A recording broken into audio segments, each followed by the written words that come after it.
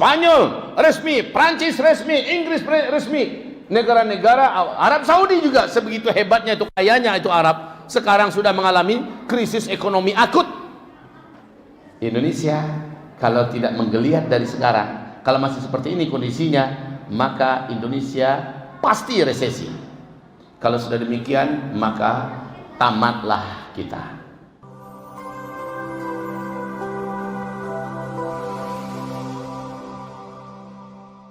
Alhamdulillahi Rabbil Alamin, wa bihi nasta'inu ala umuri dunya wad din. Ashhadu an la ilaha illallah wahdahu la syarika lah, wa ashhadu anna sayyidana wa habibana Muhammadan abduhu wa rasuluh la nabiyya ba'dah. Qala Allah subhanahu wa ta'ala, ya ayyuhalladzina amanu taqullaha haqqa tuqatih wa la tamutunna illa wa antum muslimun. Wa qala ya ayyuhan nasu ittaqu rabbakumul ladzi khalaqakum min nafsin wahidah wa khalaqa minha zawjaha wa batha minhuma rijalan katsiran wa nisaa wattaqullaha alladzi tasaaluna bihi wal arham innallaha kana 'alaikum raqiba. Wa qala ya ayyuhalladzina amanu taqullaha wa qulu qawlan sadida yuslih lakum a'malakum wa yaghfir lakum dhunubakum wa man yuti'illaha wa rasulahu faqad faza fawzan 'azima. Allahumma arhamna bil Qur'an wa sadaqallahul 'azim. Wa qala an-nabiyyu sallallahu alaihi wasallam, innamal a'malu binniyat wa innama likulli imri'in ma nawa. Faman kanat hijratuhu ila Allah wa rasulih fahijratuhu ila Allah wa rasulih. Wa man kanat hijratuhu lidunya yusibuha aw imra'atin yankihuha fahijratuhu ila ma hajara ilaihi wa ba'd. Ma'asyiral muslimin wal muslimat, mu'minin wal mu'minat, akramani wa arsyadani wa iyyakumullah. Memuji kita Allah Rabb yang menciptakan kita, ilah satu-satunya yang kita sembah, kepadanya kita seluruhnya akan kembali. Kita bersyukur atas segala nikmatnya. Walau ujian yang hari ini berat kita rasakan, tetapi nikmatnya tidak akan bisa terhitung dan tidak ada apa-apanya ujian dibandingkan nikmat Allah subhanahu wa ta'ala. Maka kita ucapkan alhamdulillah bi ni'matihi tatimmus salihah.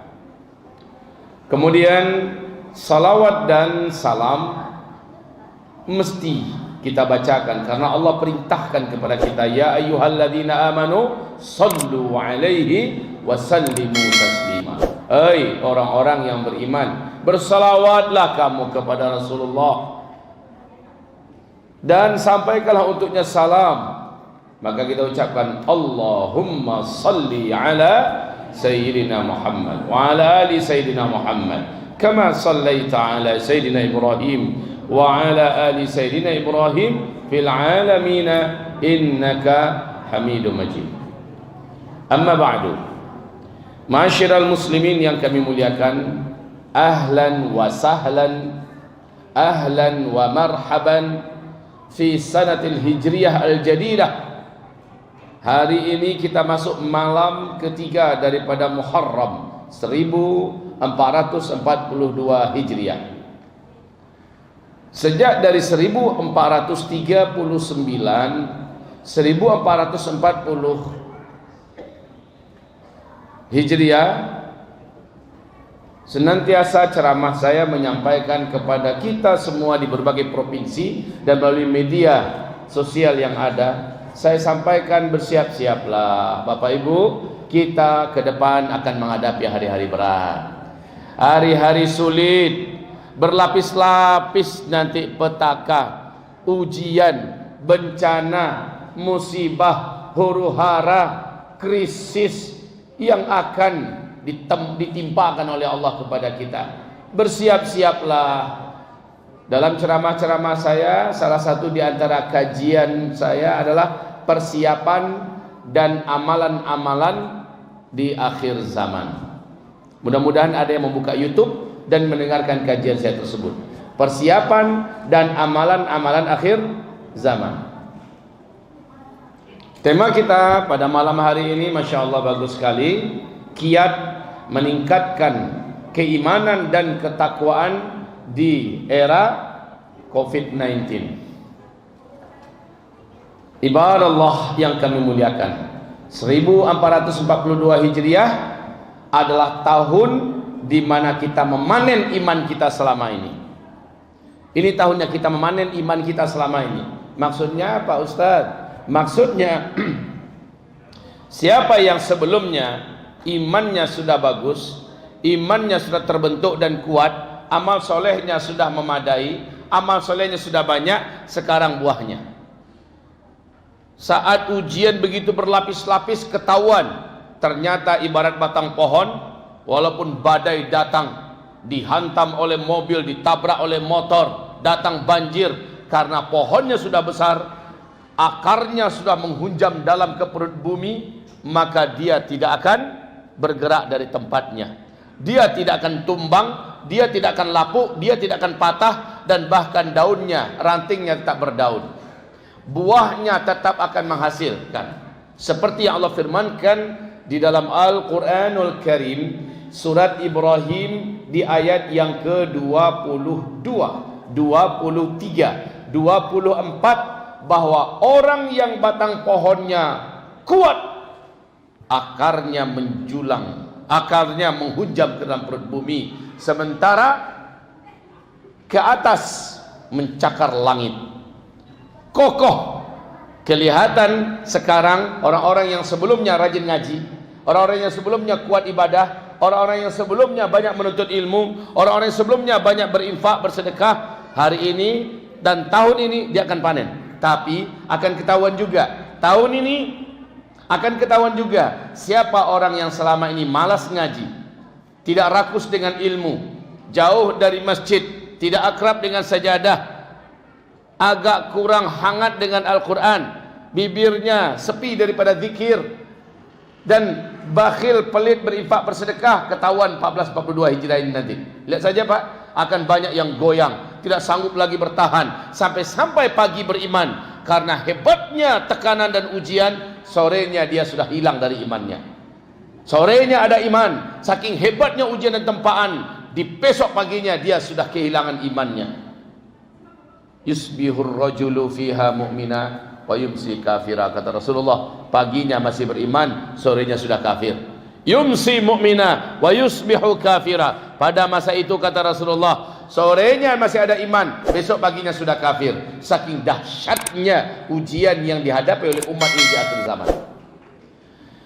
Ibarat Allah yang kami muliakan, Oktober 2019, Presiden Republik Rakyat Tiongkok, siapa namanya Pak? Xi Jinping, ketika memperingati hari kenegaraan, acara nasional, memparadekan militernya, senjatanya, dan lalu apa katanya? Tidak ada satupun kekuatan di bumi ini yang sanggup mengguncang Cina. Ini pernyataan penuh dengan kesombongan, kakak beradiklah dengan pernyataan Firaun, ana rabbukumul a'la. Tidak ada yang sanggup melebihi saya, tidak ada yang lebih hebat dari saya, lebih kuat dari saya, lebih terhormat dari saya. Ana rabbukumul a'la. Dan Allah hinakan si Firaun. Tidak berapa lama Allah bayar tunai semua. Hari ini apa yang terjadi Bapak Ibu? Lebih 44 hari daratan Republik Rakyat Tiongkok diguyur oleh hujan yang sangat lebat, tidak putus-putus. Lebih dari setengah daratan Republik Rakyat Tiongkok tenggelam sampai ke tingkat 4 meter. Tiap hari kita bisa mengikuti berita-beritanya. Betapa mengerikan kondisi sekarang. Bukan hanya banjir, gempa juga, longsor juga, gunung meletus juga. Ke atas angin badai puting beliung, salju sebesar-besar bola pingpong. Kemudian storm yang sangat mengerikan, kebakaran. Masya Allah, unik sekali, di bawah banjir, di atas panas. Ini adalah kejadian-kejadian yang sangat aneh di daratan Tiongkok. Itu baru alam yang bergerak. Belum lagi daripada pasukan Allah yang bernama virus. Sekarang berbagai macam virus juga bermunculan dan berpotensi pandemi. Bukan hanya COVID-19 baru saja, ya, tetapi juga sudah sampai kepada Black Death. Ini juga sudah muncul penyakit virus yang dulu pernah menghabiskan 50 juta warga Eropa, muncul di Mongolia, Cina hari ini. Flu babi baru, jenis baru yang berkolaborasi tiga kekuatan virus yang sebelumnya tidak seperti itu, muncul pula sekarang. Entah apa yang mau dihadapi oleh mereka.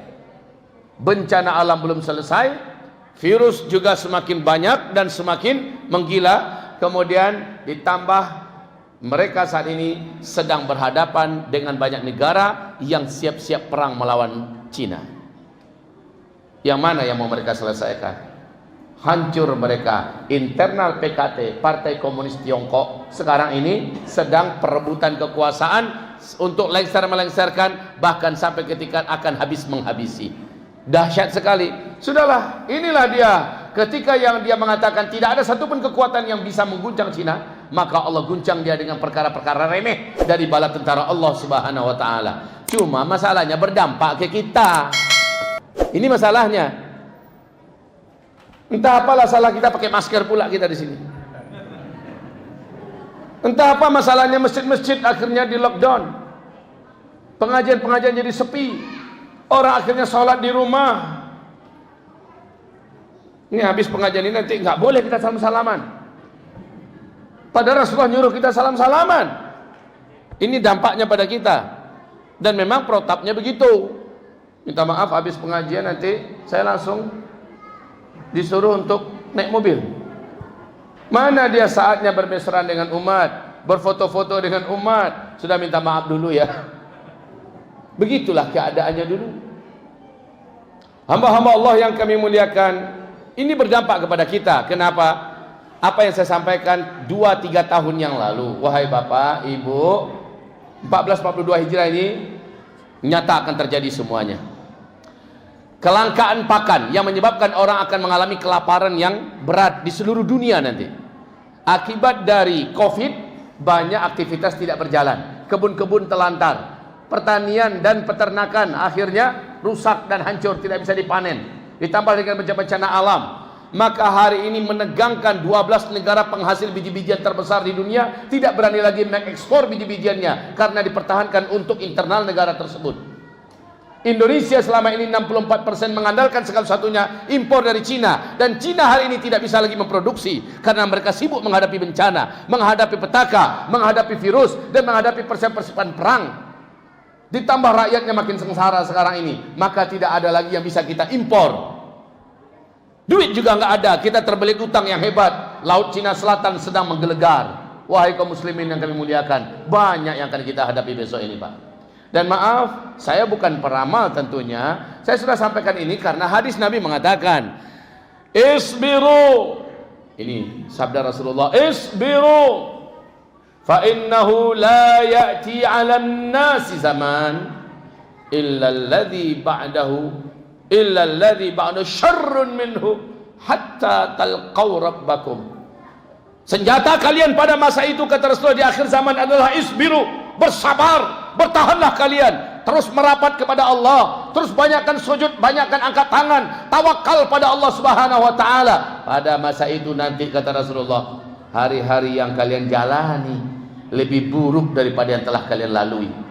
Hari-hari yang akan kalian datangi lebih berat dan lebih buruk dari yang sedang kalian jalani.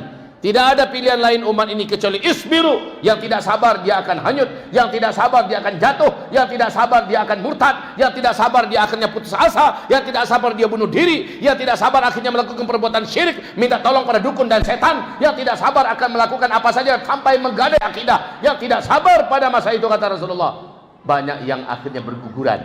Senjata kamu pada masa itu hanya satu, isbiru, bersabarlah. Maka saya katakan tadi, ini panen.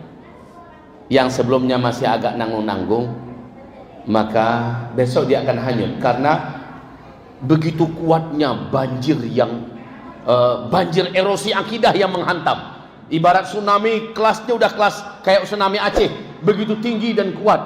Ibarat badai ini, badai topan yang paling mengerikan.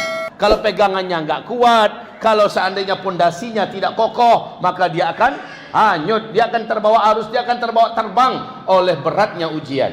1442 adalah panen.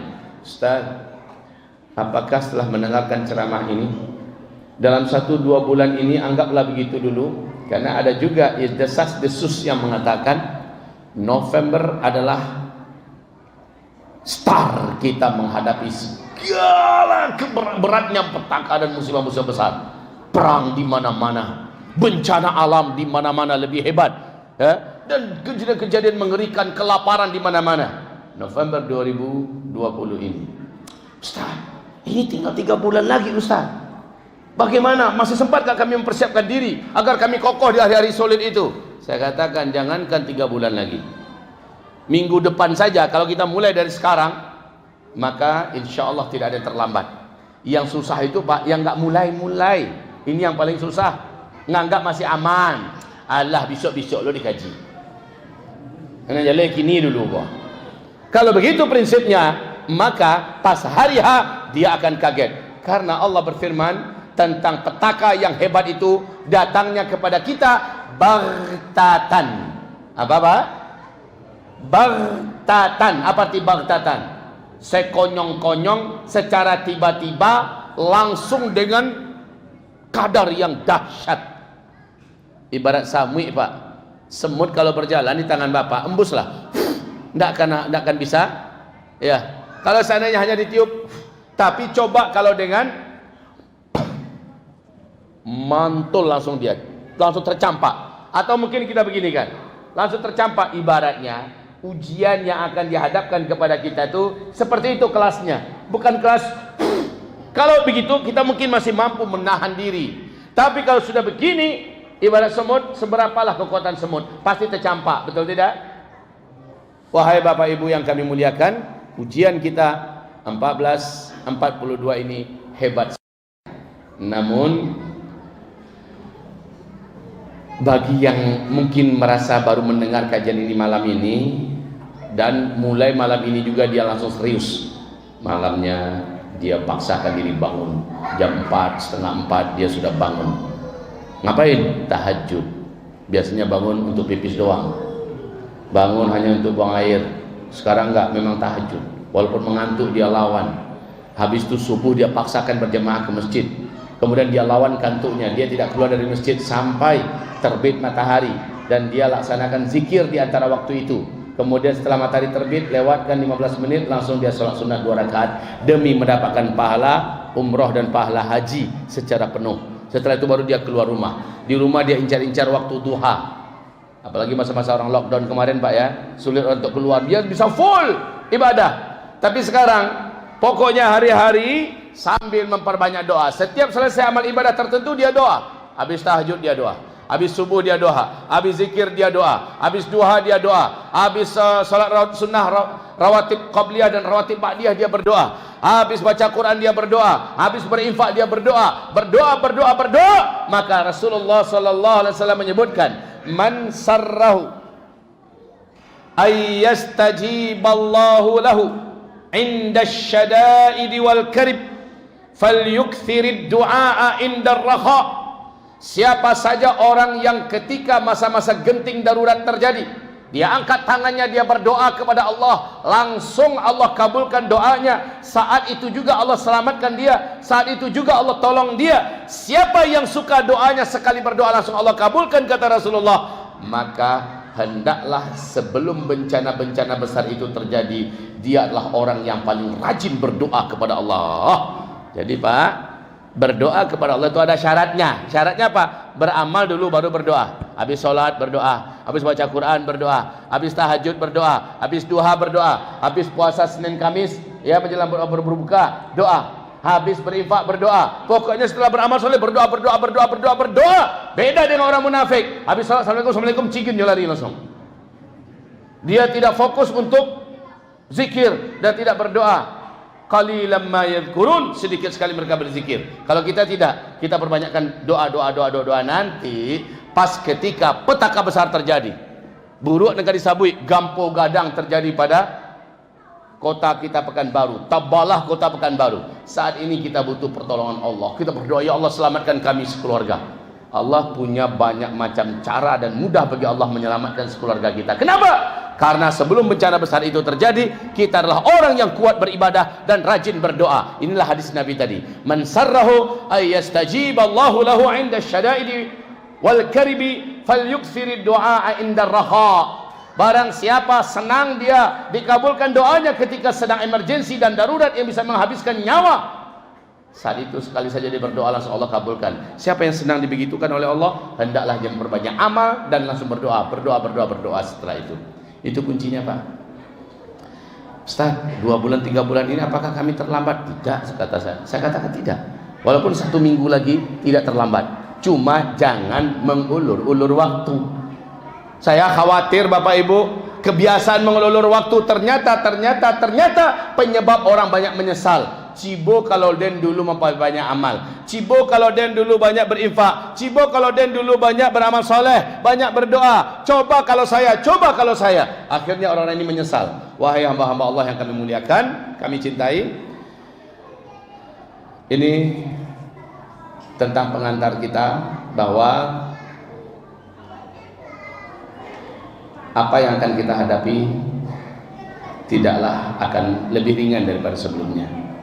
Bapak Ibu mungkin berharap tahun baru Hijriah ini akan lebih enak. Maaf ya Pak ya, Ibu, agak terpaksa saya menyampaikan tidak akan lebih baik Pak. Bu, Ibu, tidak akan lebih baik 1442 Hijriah ini akan kita hadapi. Kesulitan hidup, bencana, fitnah, kegaduhan, huru-hara, petaka, musibah-musibah, penyakit-penyakit, perang, kehancuran ekonomi, krisis makanan, krisis moral akan terjadi di mana-mana. Dan ini berat. Lihat saja apa yang saya sampaikan di tahun yang lalu.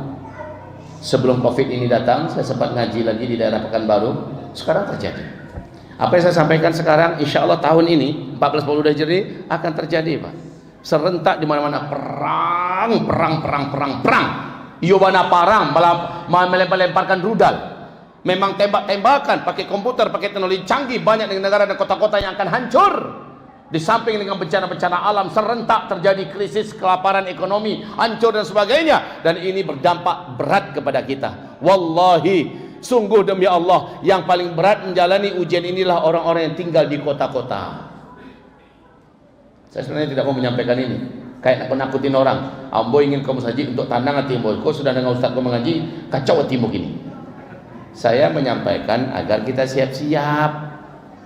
Persiapan terbaik itu adalah iman, amal soleh, doa, dan berbungkuskan sabar, bermodalkan sabar. Tidak ada yang lain. Rasulullah bersabda, di akhir zaman hujan akan mendatangkan bencana-bencana. Hari inilah dia kejadiannya. Bencana-bencana di Tiongkok, bencana-bencana di India, ini dari hujan ya. Bencana-bencana di Jepang, bencana-bencana di Vietnam, ini banjir semua. Bencana-bencana di negara Eropa, banjir. Hujan datang ternyata bukan membawa rahmat, tapi membawa musibah, kata Rasulullah. Juga Rasulullah pula yang bersabda sallallahu alaihi wasallam bahwa nanti kalian semua pada masa itu akan menemukan banyaknya haraj, wa kathural haraj. Pada masa itu kata Rasulullah banyak sekali haraj. Para sahabat bertanya, apa itu haraj ya Rasulullah? Apa itu haraj ya Rasulullah? Nabi menjawab, haraj itu adalah pembunuhan di mana-mana, perang di mana-mana. Bunuh-bunuhan, perang di mana-mana. Dan Rasulullah juga bersabda, orang-orang yang banyak duit, yang gajinya tinggi, uangnya itu hampir-hampir tidak berharga untuk dapat mendapatkan membeli makanan-makanan pokok. Tak lama lagi kita akan merasakan, karena langka makanan pokok, akhirnya duit yang banyak pun tidak berharga, Pak. Karena harga makanan pokok akan mahal, sulit didapat, duit yang banyak akan dicampakkan orang. Bagi orang lebih penting dia makanan daripada duit. Dan Nabi bersabda sallallahu alaihi wasallam, pada masa itu emas akan sangat mahal harganya. Sekarang bagaimana harga emas? Sekarang bagaimana harga emas? Sepanjang sejarah umur bumi ini ada, kali ini harga emas ada pada puncaknya.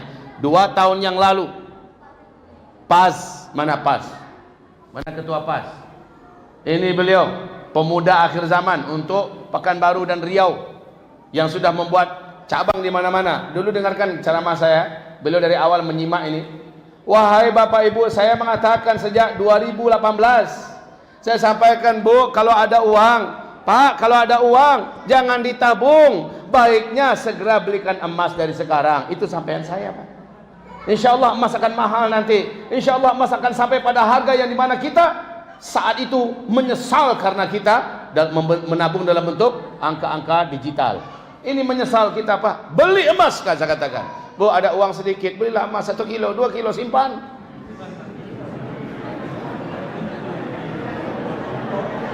Itu 2018 saya sampaikan. Kalau terlalu berat, nggak apa-apa. Bu, ada duit sedikit, Pak, ada tabungan, ambil, emaskan, walaupun hanya 1 gram, 2 gram. Kalau 1 kilo, 2 kilo keberatan, udah nggak apa-apa, 1 gram, 2 gram. Ada uang lebih-lebih sedikit, belikan 1 gram, 2 gram. Berbentuk emas batangan, silakan. Berbentuk emas murni, logam, koin, silakan. Berbentuk perhiasan, silakan. Yang penting menabung dalam bentuk emas. Tapi sekarang, Pak, mau beli, harga emas sudah membumbung tinggi. Mau menjual, yang gak dijual, yang lado habis. Apa lagi yang mau dijual? Maka siapa yang menabung dululah yang bermanfaat di masa-masa yang akan datang. Apalagi setelah hampir setengah tahun lamanya Covid. Ini dakwah pertama saya loh, Pak. Sebagaimana saya dengar Masjid Ar-Raudhah ini, ya, sejak Ramadan baru ini mulai ceramah. Sejak Ramadan baru ini mulai ceramah. Kalau saya sejak 2 bulan sebelum Ramadan sudah tidak ada lagi jadwal. Saya batalkan semua karena daerah itu sudah mulai zona merah. Batal. Ini kali yang pertama. Itu pun tadi pakai masker saya. Bapak Ibu bilang buka, kalau nggak buka saya tutup sampai sekarang. Walaupun saya hanya merasakan di panganyo, buka. Pakai mode ninja lo gaya wa. Khalas. Dan ini sangat berat Pak. Kenapa? Pedagang dagangannya sepi. Orang kantor kerjanya dari rumah, nggak bisa berimprovisasi. Pebisnis pada banyak stuck dan berhenti usahanya. Apalagi orang-orang yang pariwisata, orang-orang yang punya travel, mati habis. Para petani dan peternak banyak, pertaniannya peternakan yang terbengkalai. Karena apa? Karena banyak faktor dan banyak hal. Setelah Covid ini menyerang, Masya Allah, ke depan kayaknya ini agak akan selesai sampai akhir tahun, Pak. Tidak akan selesai sampai akhir tahun 2020 ini. Menurut WHO nya akan nyambung sampai 2021. Ini saja sudah ngap-ngapan dan kita sudah terancam resesi. Indonesia, Singapura sudah resesi resmi, Jepang resmi, Spanyol resmi, Prancis resmi, Inggris resmi. Negara-negara Arab Saudi juga sebegitu hebatnya itu, kayanya itu Arab, sekarang sudah mengalami krisis ekonomi akut. Indonesia kalau tidak menggeliat dari sekarang, kalau masih seperti ini kondisinya, maka Indonesia pasti resesi. Kalau sudah demikian, maka tamatlah kita. Tapi kita punya Allah yang mengatakan tamatlah kita itu cukuplah orang kafir saja, yang tidak punya Allah, yang nggak ngerti bagaimana Allah. Orang-orang komunis saja yang mengatakan tamatlah kita. Kalau kita tidak, masih ada Allah kok. Karena keyakinan kita, dan ini yang mau saya sampaikan malam ini, keyakinan kita, Allah Subhanahu wa Ta'ala telah menjaga hidupnya Nabi Yunus di dalam perut ikan. Nabi Yunus dalam perut ikan ada dapat oksigen tidak, Pak? Saya bertanya, tolong dijawab Ibu. Nabi Yunus dalam perut ikan ada dapat oksigen tidak? Jawabannya benar. Pertanyaan berikutnya, Nabi Yunus 40 hari 40 malam tanpa oksigen bisa hidup tidak? Sejarah telah menceritakan, Al-Quran mengibadikan kisah itu. Ketiga, pertanyaan ketiga, selama di dalam perut ikan Nabi Yunus ada makanan tidak? Kalau makanan nggak ada, minimal minuman. Ada air minum nggak di dalam perut ikan itu? Pertanyaan yang keempat, hidup nggak Nabi Yunus tanpa makan, tanpa minum selama 40 hari 40 malam? Hidup. Tercatat dalam sejarah, dibuktikan dan Al-Quran menceritakannya. Kemudian pertanyaan saya yang kelima, selama di dalam perut ikan itu, apakah ada cahaya yang bisa dilihat oleh Nabi Yunus kemana-mana? Tidak ada. Lalu apakah aktivitas Yunus dalam berzikir, beribadah kepada Allah terhenti dalam masa kegelapan tanpa ada makanan, tanpa ada udara itu? Tidak. Aha, ini dia kuncinya. Maka wahai Bapak Ibu, Nabi Yunus dalam perut ikan di kedalaman laut yang sangat dalam, di kerendahan yang paling rendah, tanpa udara, tanpa makan, tanpa minum, tanpa cahaya, hidup. Dan siapa yang beri Nabi Yunus hidup? Lihat itu. Ini pelajaran bagi kita. Sekeras apapun juga bencana ke depannya akan kita hadapi, sehingga kita sulit mencari makan, sehingga kita tidak bisa keluar kemana-mana seperti Nabi Yunus tidak bisa keluar dari perut ikan selama 40 hari 40 malam. Ternyata Nabi Yunus diizinkan Allah tetap bertahan hidup. Andalan Nabi Yunus apa ketika itu? Jawab Bapak. Andalan Nabi Yunus, laula an kana minal musabbihin. Kalaulah bukan Nabi Yunus itu termasuk orang yang sebelumnya beriman dan beramal soleh, banyak berzikir, lalabitha fi batnihi ila yaumi yub'atsun. Pasti Yunus akan tinggal dalam perut ikan itu sampai hari kiamat. Jadi ternyata yang menolong Nabi Yunus dalam perut ikan, iman sebelumnya, amal soleh sebelumnya, dan rajinnya dia berzikir ketika masih hidup di dunia. Ketika dalam perut ikan, di situ dia melanjutkan zikir spesial, dan zikir ini wajib Bapak Ibu rutinkan di masa-masa pahit ke depan, di masa-masa berat ke depan. Berzikirlah dengan zikirnya Nabi Yunus ini. Di dalam hadis sahih riwayat Imam Muslim, Rasulullah bertanya kepada para sahabat, ala unabbi'ukum bi syai'in. Saudara-saudara, maukah saudara saya ajarkan satu amalan? Ini pertanyaan Rasulullah kepada para sahabat. Ya. Dan jawaban sahabat persis macam Bapak barusan. Qalu bala. Mau, kata para sahabat. Kayak Bapak spontan Bapak jawab kan? Padahal tadi itu saya menerjemahkan hadis Nabi. Bapak pikir saya yang bertanya pada Bapak. Bapak menjawab spontan seperti para sahabat juga menjawab pada Rasulullah. Ala unabbi'ukum bi syai'in idza nazala bi ahadin minkum karbun aw bala'un min balayad dunya thumma da'a bihi illa furija anhu.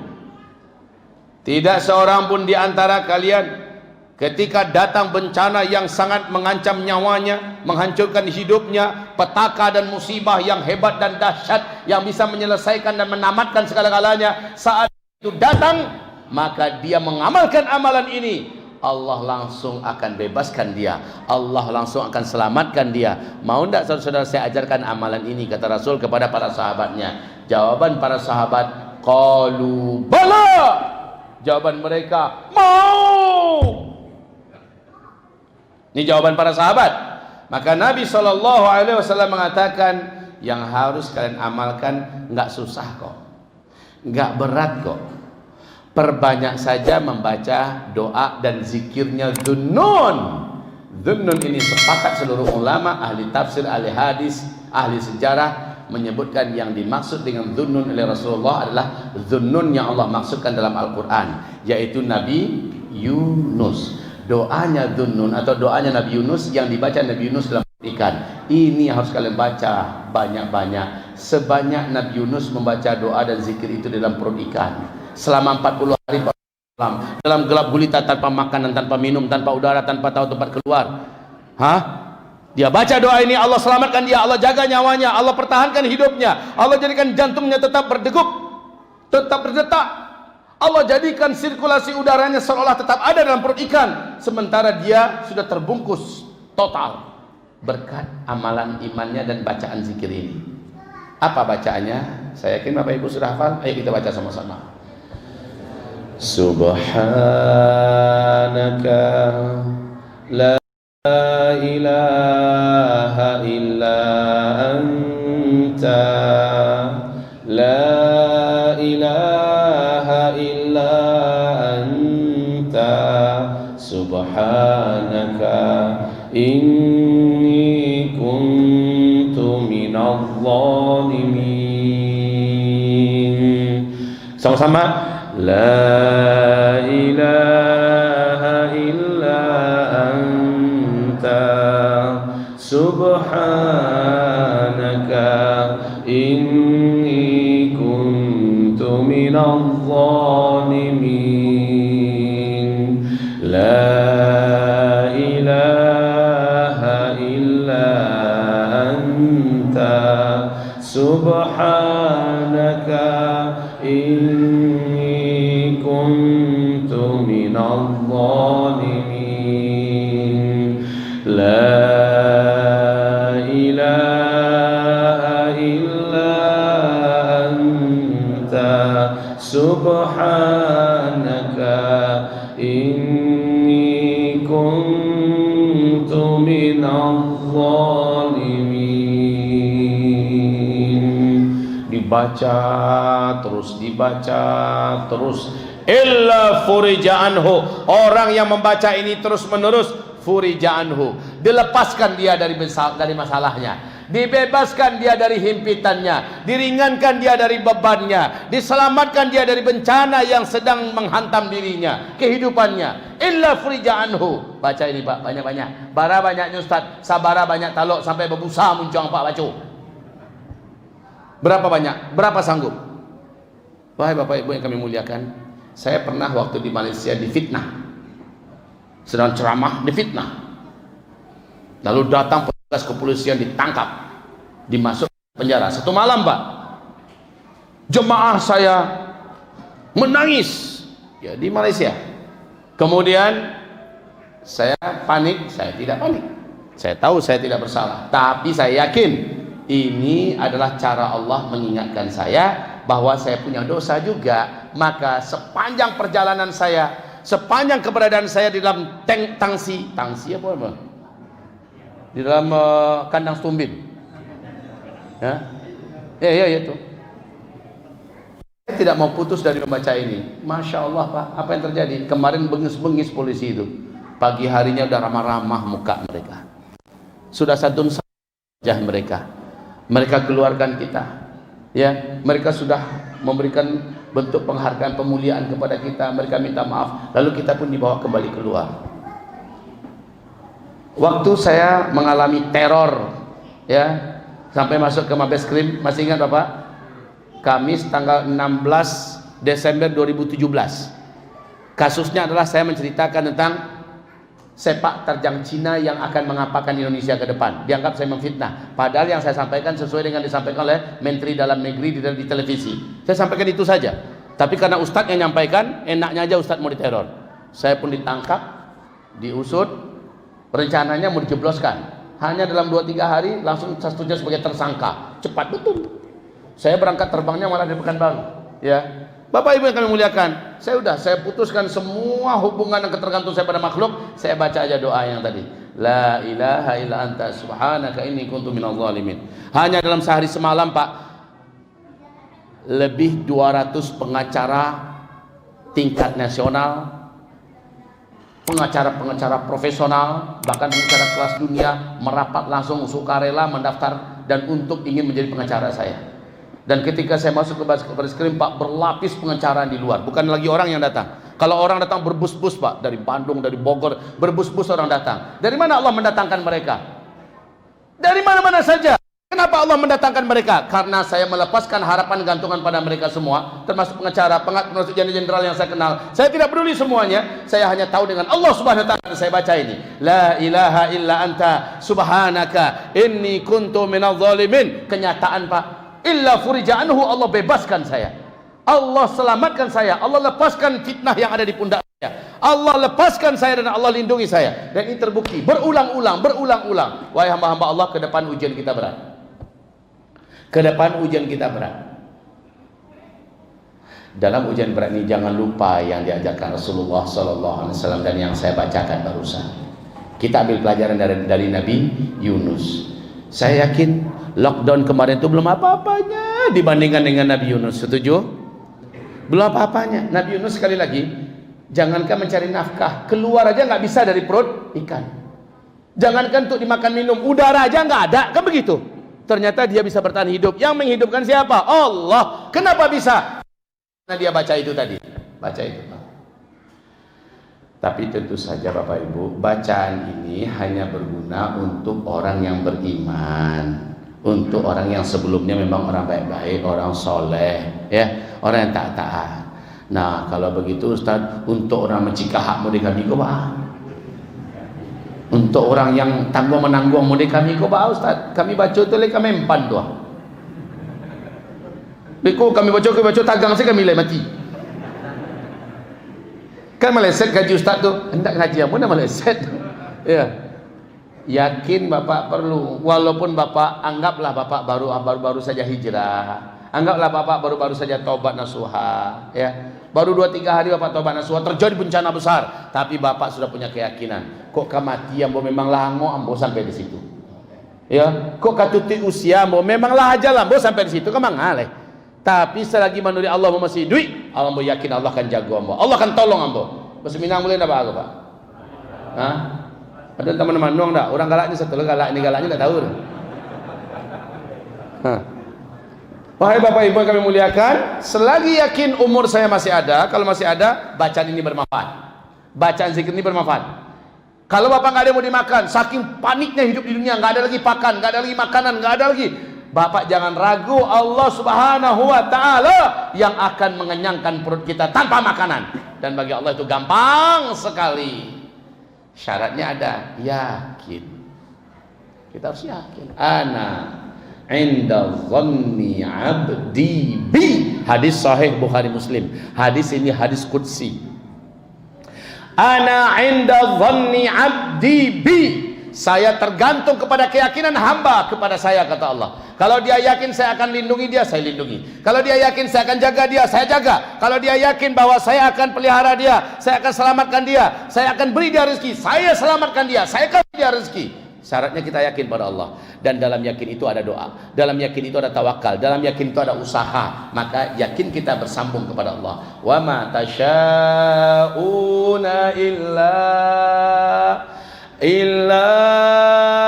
ay yasha Allah Rabbul alamin. Ketika kamu sudah berkehendak, saat itu Allah juga berkehendak. Apa kehendak kita? Selamatkan aku ya Allah. Kalau minta selamat, awak pun, kita pun harus di waktu yang sama cari selamat.